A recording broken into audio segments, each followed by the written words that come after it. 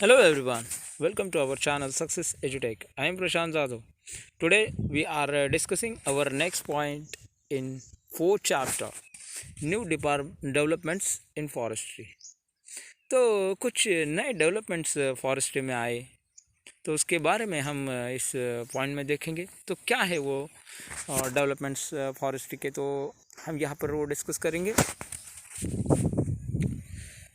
Since the 1980s, governments across Asia and Africa have begun to see that scientific forestry and the policy of keeping forest communities.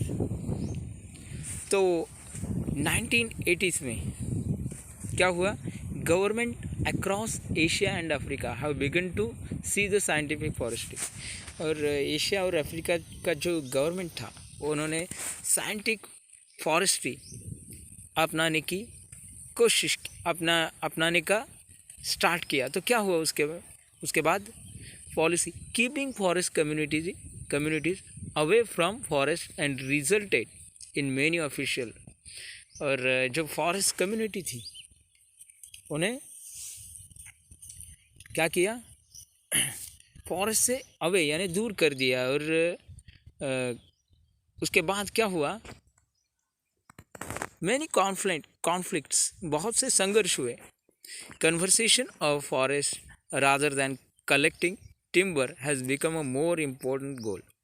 और उसके बाद जो timber वृक्ष वो collect करने में एक गोल था उनका, क्योंकि उन्हें वो टिम्बर का जो वुड था वो पाने की ओर उनका जोर था. The government has recognized that in order to meet this गोल.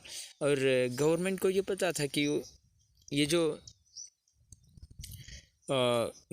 गोल था अचीव करने के लिए वो पीपल यानी लोग कुछ भी कर सकते हैं. The people who live near the forest must be involved. और जो लोग थे वो फॉरेस्ट के नज़दीक रहते थे और उसमें इन्वॉल्व थे, यानी वो उसमें सम्मिलित थे. In many cases across India from Mizoram to Kerala. और बहुत से जो केस हैं मिज़ोरम केरला में घटित हो चुके थे इस सिलसिले में. Dense forest have survived only because villages protected them in sacred groves known as Sarnas, Devarkadu, Kan और रई एट्सेट्रा. तो बहुत से जो लोग थे केरला और मिज़ोरम, उन्होंने फॉरेस्ट के प्रोटेक्शन के लिए बहुत से एफर्ट्स लगा दिए थे. जैसे कि उन्हें क्या कहा जाता है? सारनास, डिवर्ना कुडू, कामरई, ऐसे बहुत से नाम हैं etcetera. Some villages have been patrolling their own forest. और बहुत से जो विलेज थे अपने फॉरेस्ट की पेट्रोलिंग करते थे, यानी उस पर नियंत्रण रखते थे. और with each household taking it in turns instead of living it to the forest guards. Local forest communities and environmentalists today are thinking of different forms of forest management. और आज हम देख रहे हैं कि बहुत से फॉरेस्ट पर कंट्रोल करने के लिए मैनेजमेंट और बहुत सी सुधारणाएँ हो रही है. मगर एक नया वक्त है और जो प्राचीन काल का जो वक्त था वो निराला था. तो इसमें बहुत से कुछ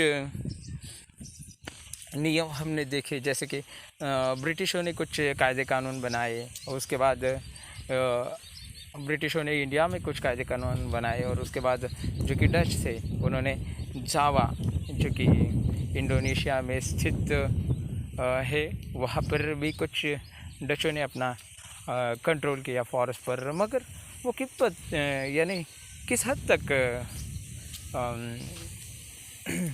उनमें उनको महारत हासिल हुई ये हम कुछ कह नहीं सकते, क्योंकि लोग जो है वो आखिर तक अपना जो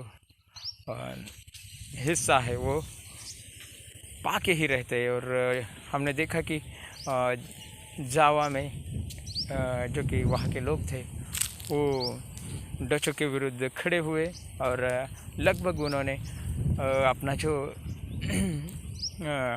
डचों के विरुद्ध का जो उठाव था वो यानी सक्सेस कर दिया था। तो हमने यहाँ पर जो कि फॉरेस्ट सोसाइटी एंड कॉलोनिज्म ये जो चैप्टर देखा, बहुत ही इंटरेस्टिंग चैप्टर था। तो ये जो चैप्टर है हम यहाँ पर ख़त्म कर रहे हैं। तो मैं प्रशांत चाँद हूँ, आपकी विदा लेता हूँ। नमस्कार।